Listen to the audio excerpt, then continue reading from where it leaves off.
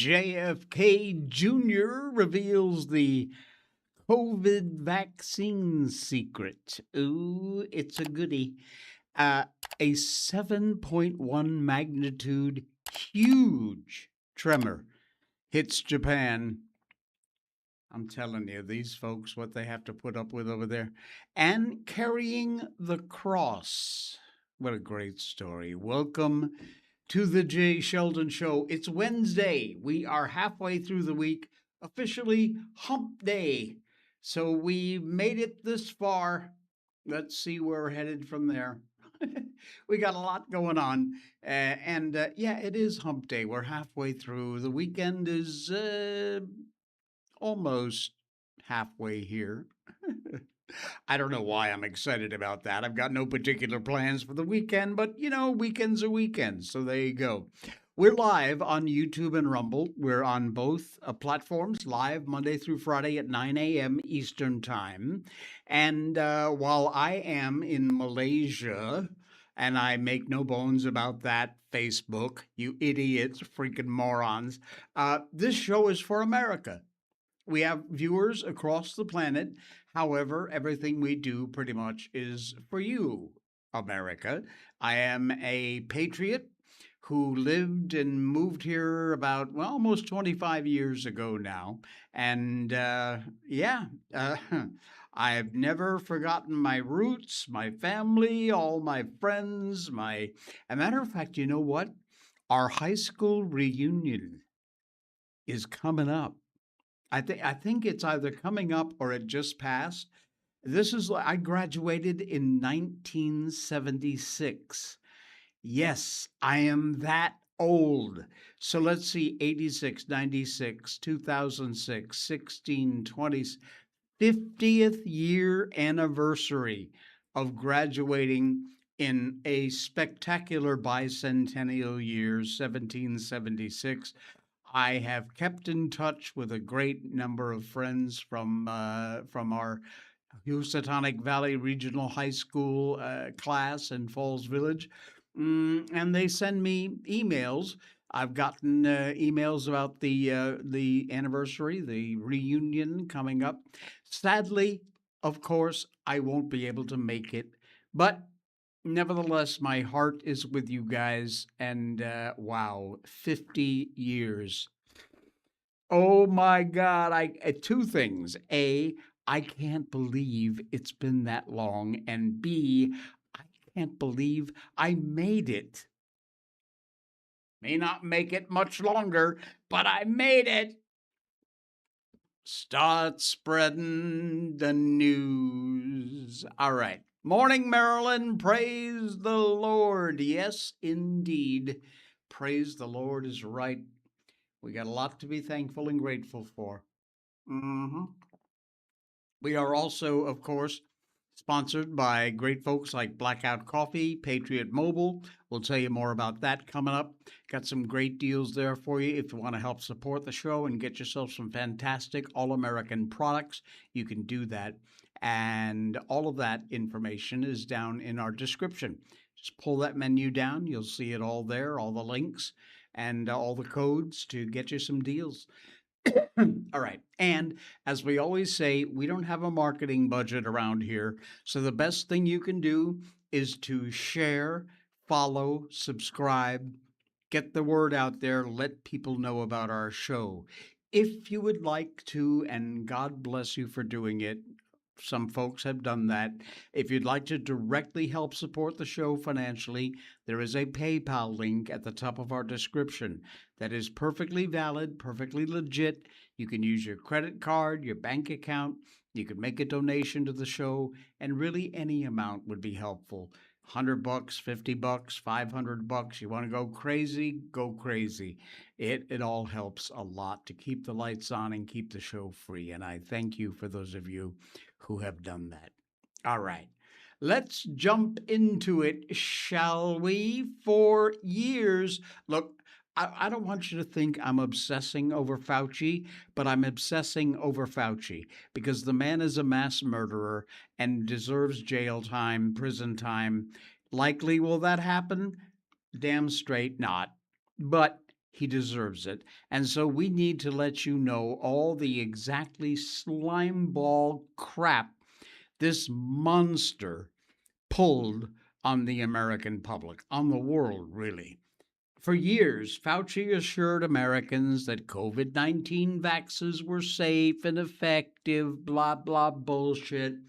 What he never mentioned, according to Health and Services Secretary Robert F. Kennedy Jr., is that Fauci himself may have actually suffered one of those rare adverse reactions himself.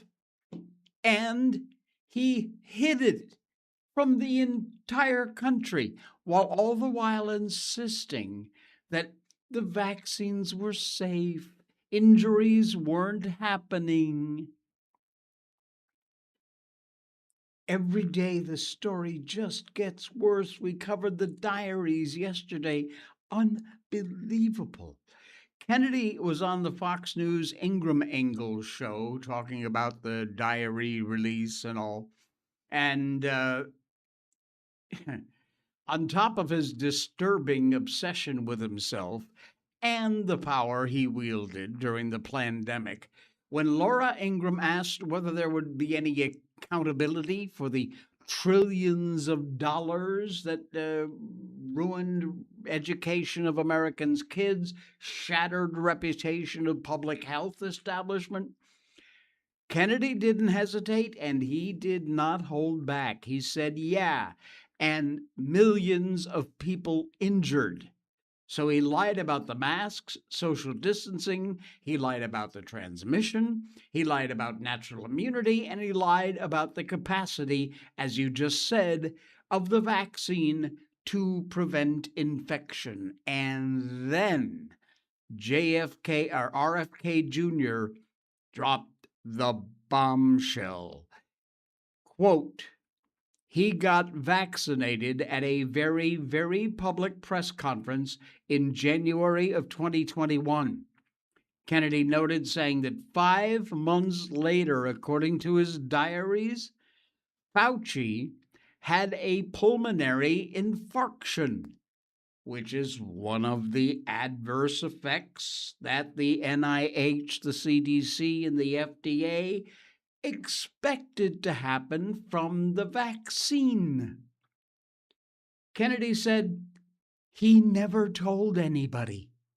He got treated for it privately by the way, the best doctors in America at the same time. He was telling everybody that this was not an adverse event. Think about that. Think about that for a second. The man who badgered every single American into taking the death shot, insisting it was perfectly safe, appears to have experienced one of the exact injuries his own agencies flagged. And then quietly, privately, got some elite private care, all the while assuring you and I, the public, that these reactions weren't real. Ordinary Americans who reported similar problems, oh, they got dismissed. They got dusted off, mocked. Fauci, he got the best doctors in America. Ain't that nice? The diary entries also reveal a man obviously drunk on his own celebrity. He mused he would call himself the most famous and talked about person in America without exaggerating. Kennedy said Fauci's focus was on promoting himself, getting on TV, not doing public health.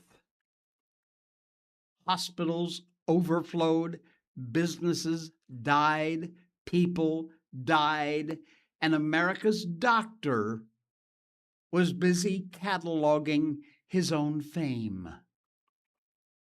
Kennedy knows firsthand what happened to anybody who challenged the Fauci narratives. Instagram suspended RFK Jr.'s account with 1 million followers for supposed misinformation. That's how they got a lot of us, including saying that COVID came from the Wuhan Institute of Virology. That claim has since, of course, gone from forbidden conspiracy theory to leading explanation.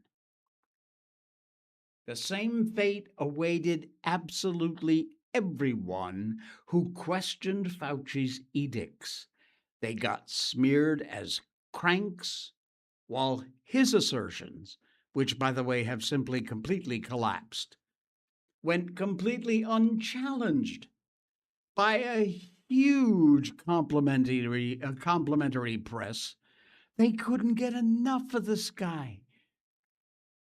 Firsthand, the risks involved in questioning the official narratives. Everyone was being censored, demonized by big tech, coordinated by the Biden admin, all to control what we knew. And man, that is more clear than ever with all this coming out now. What did we get from Fauci's narcissism and drunken power?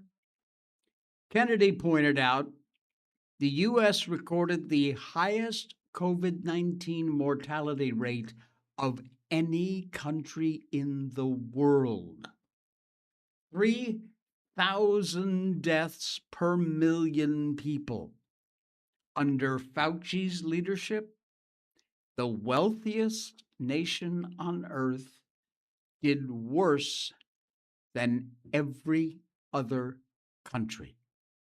He destroyed public trust in health agencies. Seriously, do you not think twice now before you go to some public health agency exactly what's going on behind the scenes? I do.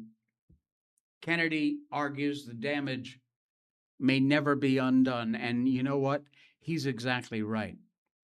Here we sit 5, 6 years after the beginning of this bullshit, and still we're affected by it. Of course, the legacy media deserves a great deal, if not all, of the blame. Kennedy described the press's protection of Fauci as corrupt collaboration, which is exactly what it was. He's right.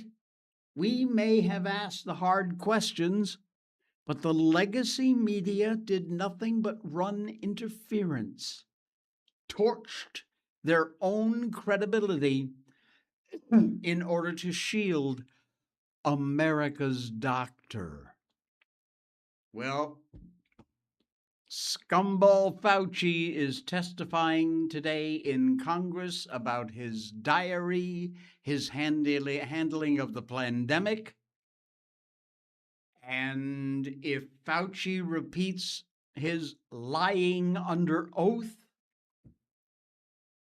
let's hope he faces some kind of perjury prosecution. And that fake pardon that Otto Penn signed ain't gonna help him. He's live now, Marilyn? All right. So that is going on right now. Wow. Unbelievable. Let's see what happens. We'll tell you about it, see what happens tomorrow. But we mentioned the lies that the media held forth to protect this slimeball. And man, I'm telling you, it is something we should never, ever forget. The lies that the media told to protect Fauci, and not just Fauci, Biden too. Nobody wants to think about Joe Biden and Anthony Fauci anymore unless you want to wind up getting re-traumatized.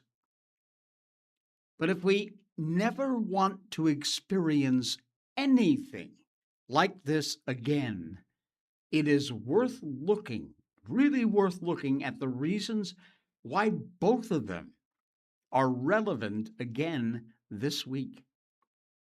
Nearly 3 hours of audio recordings of former President Biden talking to a ghostwriter back in 2017 have been released to the public yesterday.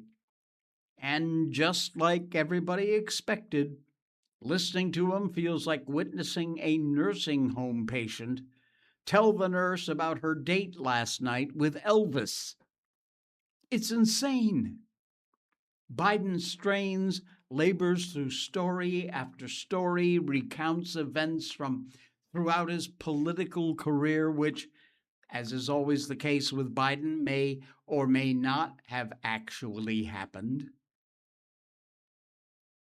He loses his train of thought. Stories go nowhere, bleed into one another with no transition. To listen to these tapes, it just automatically makes you feel sorry for the ghostwriter who had to listen to this crap. And by the way, there's about 70 hours of tapes. We've only heard 3.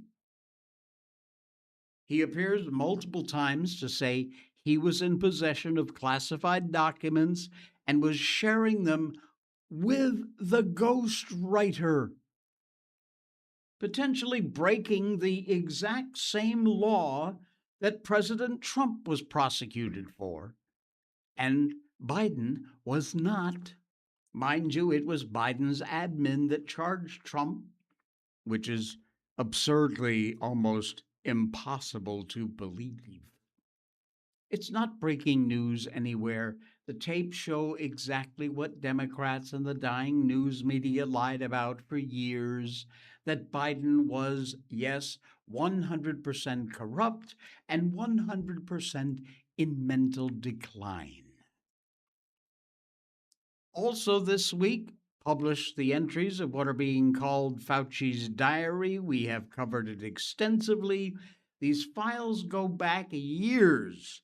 They include his time as a top White House medical advisor on the COVID pandemic in 2020. Again, those documents reveal that Fauci is absolutely everything that they said about him by people who didn't love business lockdowns and travel restrictions.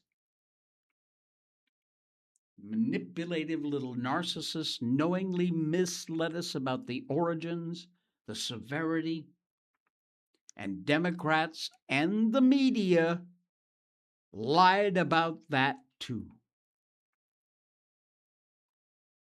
Not even 2 years ago, they did it with Kamala Harris, a vice president who all of Washington, even the media, regarded as an absolute buffoon.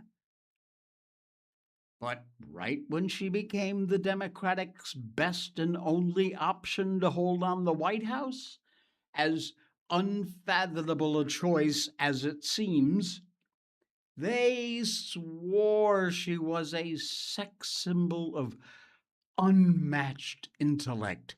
This was an intelligent woman cackling her way along as she goes. And just as they did when the public had had enough of Biden and the COVID experts, the media moved on as if they hadn't just put their entire credibility on the line, lying to everyone for the sake of keeping the Democrats in power.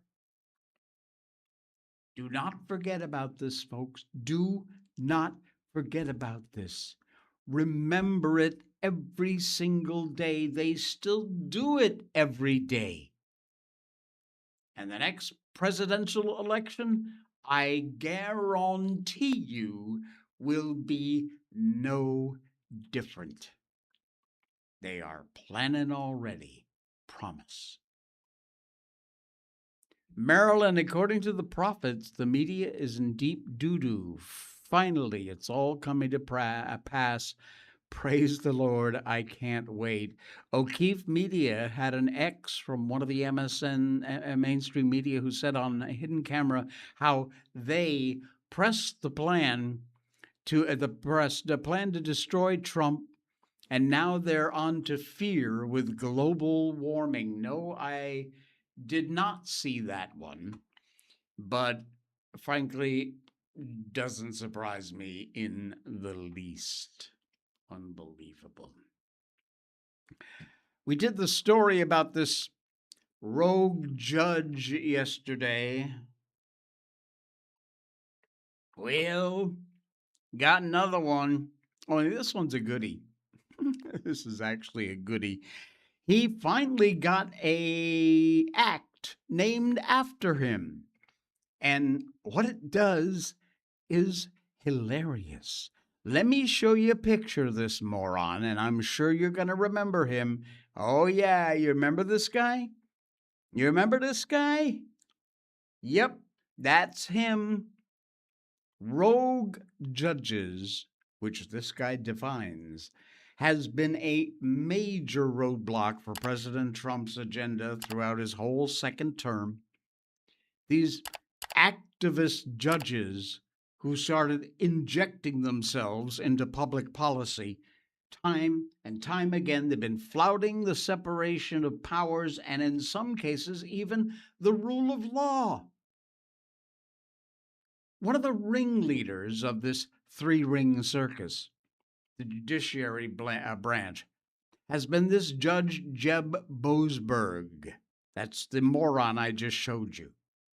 If you remember the secretive FISA court, you know the role he had in the Russia hoax, particularly this court's secretive reauthorization of two illegal surveillance warrants against Trump staffer Carter Page. Boasberg was the tip of the spear in a number of January 6th cases. More recently, mysteriously reappeared over and over again in high-profile immigration cases like the legal imbroglio over deporting Venezuelan illegal aliens. And now Missouri Senator Eric Schmitt has a new act named after this idiot judicial menace. And sadly, no, it is not called the Judge Bozo Act, although that would have been a much better name. Schmitt is calling it the Boasberg Act. It stands, Boasberg, for blocking overt attempts at shopping by enforcing randomization guidelines. Boasberg. Judge Boasberg is apparently the poster child for a rogue judge and exposed serious loopholes in our judicial system, according to Schmitt. Randomly assigning cases among judges ensures the American people can have confidence in the impartiality of our courts. This bill would provide a much stronger measures, in fact, against rogue judges who abuse the federal case selection process and give courts 120 days to implement them. The law, this is cool, it would institute a system of truly random case assignments. It would stop judges from tampering with case selection, which they currently do a lot. Mandates that courts reveal their assignment process, implements penalties if you manipulate the case selection, and orders the random reassignment of a case if the Supreme Court intervenes. Brilliant! If this covers it, this would take care of a great deal of our idiot, lefty, crazy nut whack-a-mole judges out there. As Schmitt puts it on an X post, 1 year ago, the DOJ filed its judicial misconduct complaint against Judge Boasberg. Today, I'm filing the Boasberg Act to permanently block rogue judges from hijacking cases. Impeach Judge Boasberg, pass the Boasberg Act. This bill, like I said, would put an end to rogue judges like Boasberg self assigning cases to himself. The Alien Enemies Act case, filed March 15th last year, he noted Judge Boasberg was not the emergency on call judge. Yet somehow that case got steered to him. How convenient. Congress, throughout Trump's second term, has allowed rogue judges to rain absolute havoc on the judicial system. And they continue to this day. This act, if it's passed, would at least represent a step in the right direction.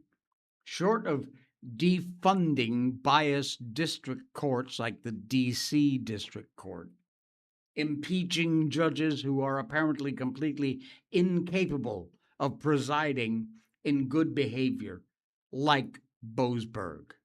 So, pass this act. Do it. Get these idiots off the bench. They have no business there at all. I'm not looking for a judicial more leaning towards our side, not at all. What I'm looking for is a judicial that is fair, hears the evidence, and makes a decision based on the evidence. That's all. That's kind of what the system was designed for. Well, it is official, folks. We have a new director of national intelligence. And the Democrats, they are lighting their blue hair on fire, clutching their pearls, and screaming to the sky. Shut up. Senate confirmed U.S. Attorney for the Southern District of New York, Jay Clayton, to become the nation's 9th Director of National Intelligence last night. And wouldn't you know it, it was a party line 51-47 vote, with every single stinking moron Democrat voting against him and screeching about how the pick is a direct threat to national security. He takes the job, of course, after Tulsi Gabbard resigned to assist her husband, who is suffering from a very rare case of bone cancer. And as always, our prayers are with Tulsi and her husband. Trump appointed Federal Housing Finance Agency Bill Pulte to be the acting director in June after Gabbard's departure. And although he only served a little over a month, he left his mark, oversaw the 5 rounds of job cuts at the ODNI. But Jay Clayton's been confirmed. Senator Schiff, who's just a joke by mentioning his name. It makes you laugh because he's such an idiot. Anyway, his response was exactly what you'd expect it to be, because it sounded like virtually all of his statements, which is, the sky is falling. Posted many media posts blasting Clayton as unprepared, warning the world is now suddenly less safe. These idiots. My guess is the only pick Mr. Russia collusion would fully approve of would probably be himself. But that, thankfully, is never, ever, ever, ever going to happen in a Trump administration. One of the things Trump's quick replacement of Bolt was expected to resolve, however, is still facing an uncertain future: the reauthorization of FISA Section 702, which gives legal authority for the government, more importantly, the National Security Agency and the FBI, to conduct warrantless surveillance. Not a good look But this is for non Americans located outside the country that are using U.S. communication systems. So now you start to see the thought behind this, why it makes sense. The House failed to extend it in June. Doesn't sound like we are going to immediately get to agreement on the Hill. The resistance Democrats' knee jerk response to almost everything that is a Trump priority is to oppose it. Mr. Clayton, our new director, is drawn the ire of Democrats during the hearing. He refused to say outright that Joe Biden won the 2020 election, instead, saying, I'm not an election denier, and that Biden had been certified the winner. Huh. Well, we all know that election was stolen anyway, so regardless of the partisan politics, Trump sees this confirmation as a huge win, and it is. Says Clayton will do a spectacular job. I'm sure that is the case. All right. Hmm.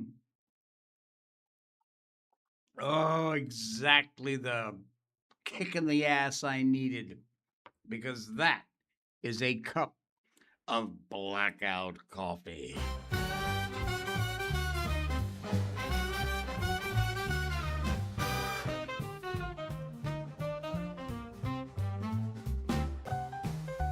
You like the music?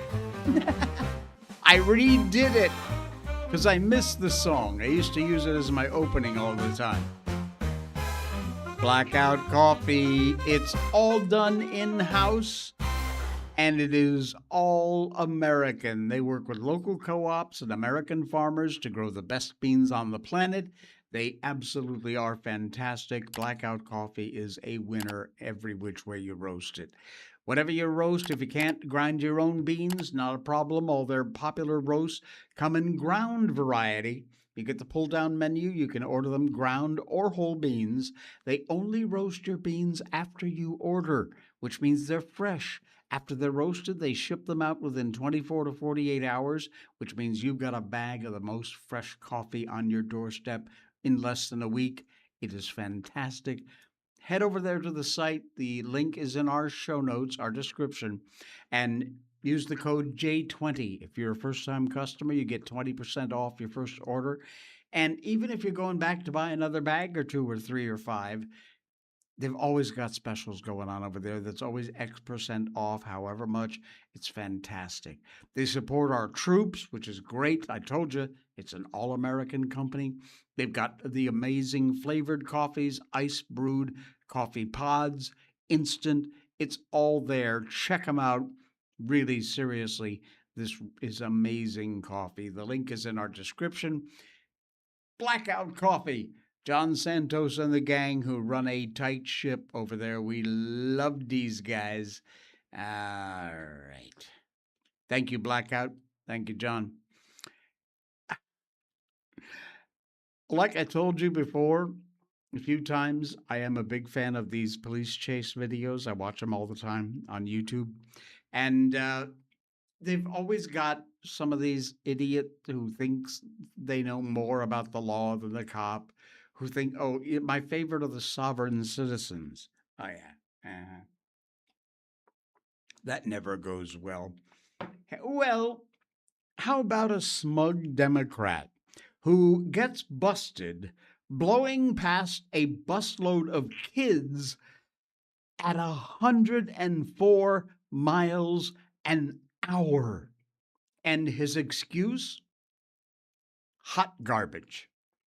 Stop me if you've heard this before. Entitled Democrat thinks he's above the law and gets clocked going an ungodly speed on the streets of Virginia, recklessly putting absolutely everybody else on and off the road in unbelievable danger.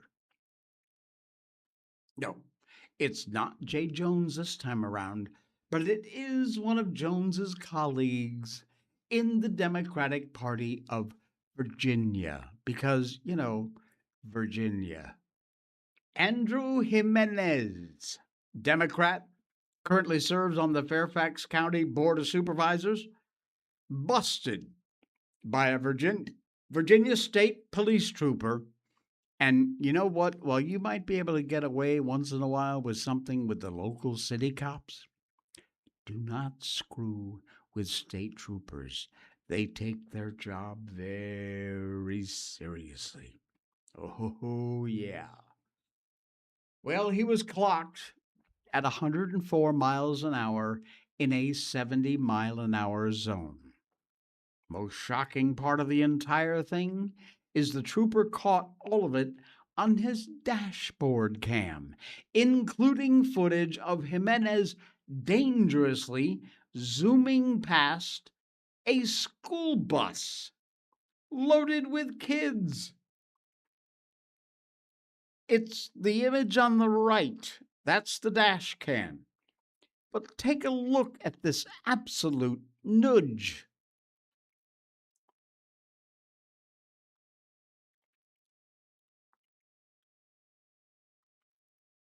There's the bus. Now watch.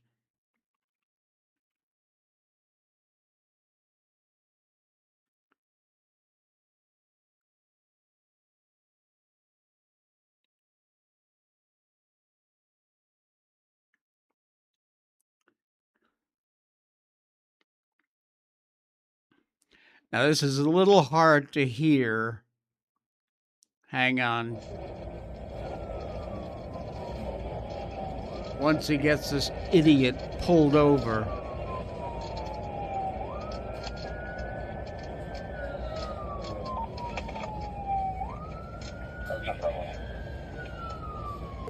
State Police, you are being video and audio recorded. You can stop your speed 104 and a 70. Do you have your registration as well, sir? Sorry about that.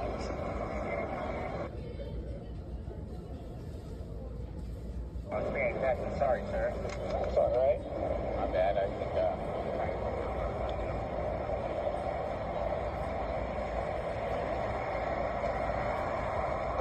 You know, hurry somewhere this morning? Yeah, I think I was just not paying attention. I was trying to get to work. Okay. The board meets in 20 minutes. So. Okay.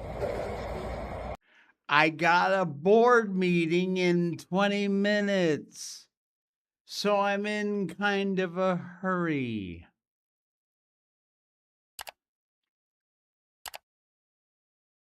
Incredibly lame claim to the trooper he was late for a board meeting.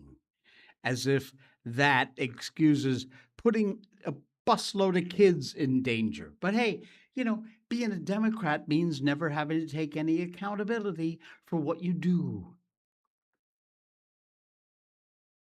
Lucky for Jimenez, he was busted in deep blue Fairfax County. Likely his close buddies will get him off, including incompetent prosecutor Steve Descano, recently raked over the coals by Republicans during a congressional hearing that looked at why Fairfax gives preferential treatment to illegal aliens who end up in the county's criminal justice system.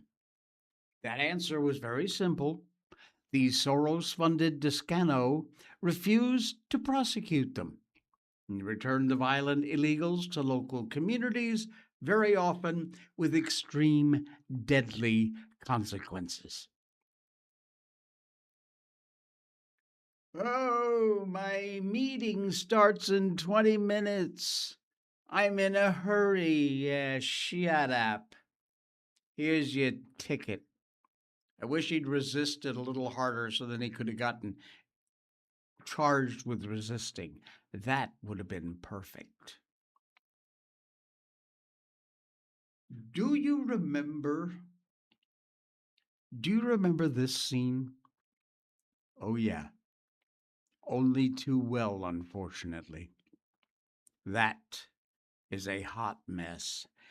Well, the anti-ICE protester who threw rocks at California Highway Patrol officers from an overpass, he suddenly got his FO moment, his find out moment. The find out phase continues for the anti ICE protesters who absolutely wreaked havoc, damaging property, endangering law enforcement in downtown LA last June. I remember that video footage only too well. 2025, at the height of the anti ICE protest, 5 brain trusts joined together and decided to throw rocks and debris and lit fireworks, which are illegal in LA County, over the 101 freeway at the overpass in downtown LA. California Highway Patrol holding point on the freeway below. You can only imagine the kind of havoc this would create, not to mention the potential for injury and, yes, actually death. That is not hyperbole. That is absolute a possibility. Testimony from the prosecutor's sentencing memorandum. The civil disorder stood apart in its magnitude. Prosecutor argued in a sentencing memorandum. A sergeant in the CHP with nearly 3 decades in law enforcement wrote a statement about this incident, how it stood apart, and the impact it had on him and his son. His experience underscores how violent the incident became and the deep toll it took on all law enforcement who were present. Tuesday, one of these scumballs' find out moment finally arrived. Ismael Vega, sentenced to 3 years and 1 month in federal prison and ordered to pay a hefty amount in restitution. Man from Westlake neighborhood of LA, sentenced 37 months in federal prison, sentenced Monday by U.S. District Court Judge John Walter, ordered him to pay $253,000 over in restitution.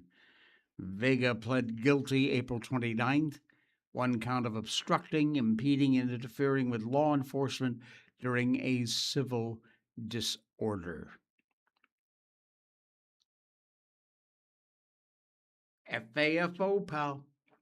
A lot of arrests were made during that July 2025 time period in connection with the raid at the Glass House Farms cannabis facility, Santa Barbara, remember?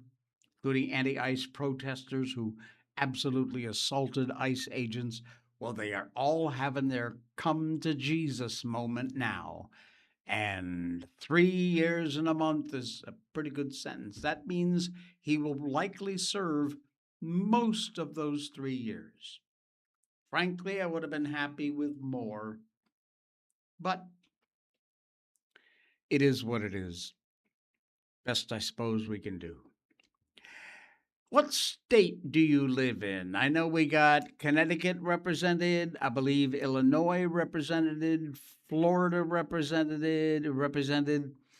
Anyway, do you think your state is the top ranked state in the country? Well, Connecticut, you can just sit down because trust me, no matter what, it ain't you.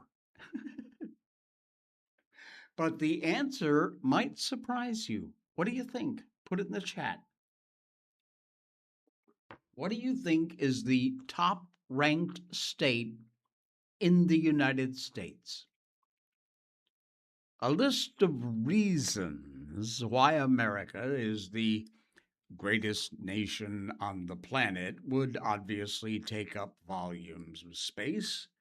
And just on the surface, the amazing beauty, forget the politics, forget everything else, but just the beauty of places in California, Alaska, Hawaii, absolutely top of the list.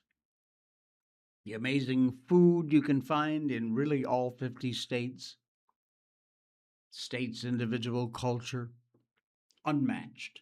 But there are other, more practical reasons why one state may be thriving a little better and more than the other. And the state in the number 1 spot for the last 3 years is a repeater. According to U.S. News and World Report's best state rankings, the number one state in the U.S. is the Beehive State. If you don't know, that is Utah. Florida, Karen representing. Sorry you didn't make it, but Utah is the number one ranked state in the nation for a 4th straight year. Texas came in number one with the economy. The rankings, fairly good barometer of regional trends with the Mountain West, Midwest, Sun Belt coming in all at the top of the list. The 5 top states in order: number 1, Utah, then South Dakota, Minnesota, North Dakota, and Nebraska. And rounding out the top 10, New Hampshire, Idaho. Karen, there's your Florida, at least you made the top 10, Washington, and Vermont. How about that? This year's list shows a rather broad realignment of America's economic growth. Businesses, workers drawn to faster growth, low-cost regions like the Midwest, the South. They're moving up in the rankings. States were ranked on things like education, healthcare, economy, infrastructure, opportunity, and fiscal stability. So, there you go. Hawaii came in number 1 in healthcare. Interesting, although I can't imagine it's cheap there. It may be good, but I'm sure you're paying out the butt for it. Here's something weird, though. After Hawaii for healthcare, number 2 was Massachusetts, and number 3, Connecticut. Yeah, Rhode Island. Wow. Connecticut was number 3. It's my home state, too, by the way. California, New York, highest taxes in the nation. Data shows residents of those states leaving in droves for states that are higher in the rankings. Utah has another advantage, by the way, that appears to be a place that's attracting a lot of young people starting families. It is the youngest state in the nation. Yeah, Utah has an average median age of 32.4 years. That's insane. Insane. How about that? Wow. Karen says, actually, that's great. I hope lots of people go there instead of here. Oh, man. I feel you. I lived in Florida, southern Florida, Monroe County, Key West, Big Pine, all those places. I know from what you talk. All right. Japan. Man, I'm telling you, from that tsunami years ago to really, earthquakes in Japan are an almost daily occurrence. People are very used to it there, but they're not necessarily used to a 7.1 magnitude quake. It hit Japan.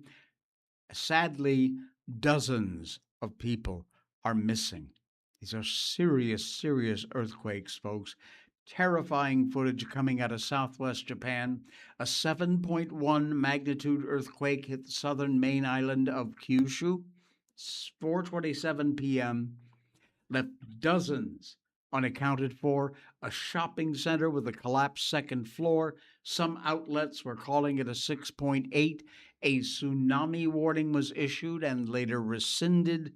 But this unbelievable scene from the air, the Kumamoto Fire and Police Services assessing damage from this. Let's just move on in here and show you some of this coverage. Seen from the air. Man, this is a mess. The NHK helicopter. Buildings on fire. Look at that collapsed roadway. Oh my God. Wow. Section of the bridge completely gone. Freight wagons derailed at the Yashishiro station. Man, unbelievable. Incredible. Second floor of the Aeon Mall shopping center in Kashima Town collapsed. An unknown number of people trapped. Do we? Yeah, we do. Here's footage of that, which is unbelievable. Look at that. Wow.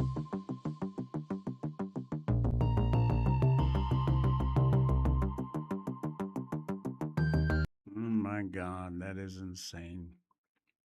Crazy, crazy. Have you ever lived through an earthquake? I've felt one very small tremor. Uh, Here in Malaysia, we have an unbelievable, fortunate situation. I don't know why. Perhaps just where we're geolocated on the planet, but we don't have typhoons or hurricanes. We very, very seldom will have a tornado, and then it's usually just a very small one, just lasts for a few seconds. Earthquakes, not really, very small tremors every once in a while. We're right next to Indonesia, which, the Ring of Fire. But for some strange reason, we don't have most of the horrific weather events and natural events that happen. But authorities have not seen any serious damage to major public facilities, although a 2011 Japanese earthquake crippled, of course, the Fukushima nuclear plant, worst nuclear accident since Chernobyl. And this time, from this earthquake, 7.1, they say there was no damage reported to any of their nuclear facilities. But man, even the Kumamoto Castle had one of their walls collapse. Take a look at this.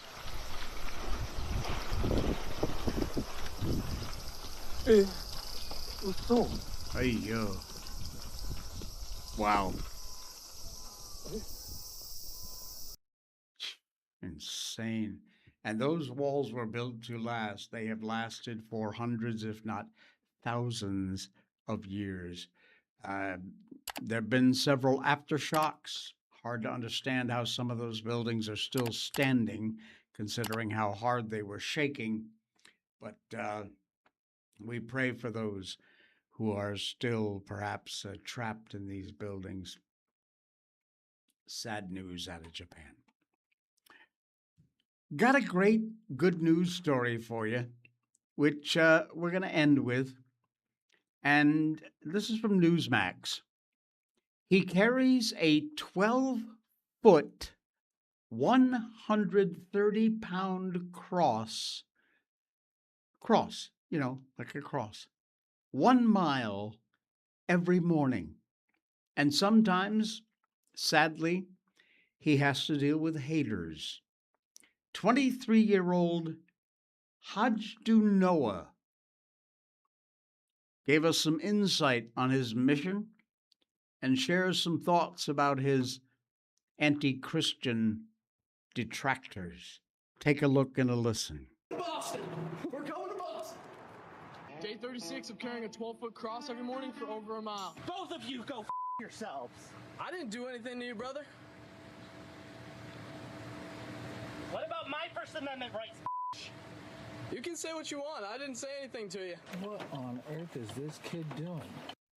You might have heard about the 23-year-old carrying a 130-pound cross all over the country over the last several months. Noah Haidu is a college baseball player who carries a cross over a mile every day to spread the gospel. It's a great story, and it's just another example of young Americans turning to Christianity. Noah Haidu is also the founder of this event, the Operation Carry the Cross. Noah, good to have you on tonight. Appreciate you being here. How many days have you done this, and why did you start this? Well, Rob, thank you for having me tonight. I've definitely been doing this for a while now. Sometimes I lose track of the days, but We've gone over 70 miles, and I believe we're on day 60 tomorrow. Okay. And why'd you start doing this? I started this initially because I wanted to raise money for the church and campus ministry across colleges in Worcester, Massachusetts. Basically, so college students could come to Christ, because that's where myself lost Christ. Tell us about that. So, as a college student, obviously, I mean, freshman, sophomore year, it's a big jump from high school into somewhere where you're probably in a state that you didn't grow up. For me, I went to Lafayette College, and I mean, I lost my faith entirely. I was kind of that douchey college baseball player, classic guy, walking around campus, and then I had an injury in my knee, and that kind of woke me up to Christ and basically grounded myself in my faith once again. Yeah, it's an amazing story. And now, wait, you're going to go back to college to play baseball again at age 23, but this time at a different college. Is that right? Correct. I full-heartedly believe that the Lord healed me. After 3 surgeries on my left knee and 3 years of physical therapy, I just took up my own cross, and somehow my knee healed itself. So I'm back, and I'm ready to play baseball once again. Will you keep doing this once you get to college? Yes, I've been doing it the last semester. I have a lot of baseball teammates that are already in on it as well, and I can't wait to continue spreading the gospel even as a college baseball player. I just want to play you some of the reactions, some of the negative reaction that you've gotten from some people. Take a look. Take your f***ing cross, shove it up your ass, and get out of Provincetown. Day 46 of carrying a 12 cross every morning for over a mile. Today we're, Jesus. Both of you go yourselves. I didn't do anything to you, brother. What about my First Amendment rights? You can say what you want. I didn't say anything to you. So a lot of people support you, a lot of people, the overwhelming majority, but some people don't. Why? Why do you think that is? Why are people so offended by seeing what you're doing? Well, I go back and forth with people on social media all the time. I think it has to do with Christians and what really is Christianity. I mean, it says in Revelation 3:16, you are neither hot nor cold. I will vomit you out of my mouth. That's basically saying that there is lukewarm Christianity, and that's really not tolerated in the context of the Bible. And some people don't really understand that laying down the sword, Jesus Christ did the same thing. I mean, he flipped tables at the temple. It's an important thing that you can't really look past biblically. And there's some things that sinners need to recognize and take accountability for. So that could just be bringing up old past hurt that people have and demons that they may currently have. But in my world, I'm just carrying a cross and trying to spread the gospel, especially to the youth. Wow. One young man doing what he can. Fantastic story. All right. Thank you, folks, for popping in. Appreciate it. Enjoy the rest of your Wednesday. Please pull down that description down there. Shop at Patriot Mobile, Blackout Coffee, Ground News. Just make a donation to the show at our PayPal account. Anything you'd like, we'd appreciate it. And it helps to keep the lights on. It's all free for you. Thank you. We'll be back again tomorrow for the Thursday edition of the Jay Sheldon Show.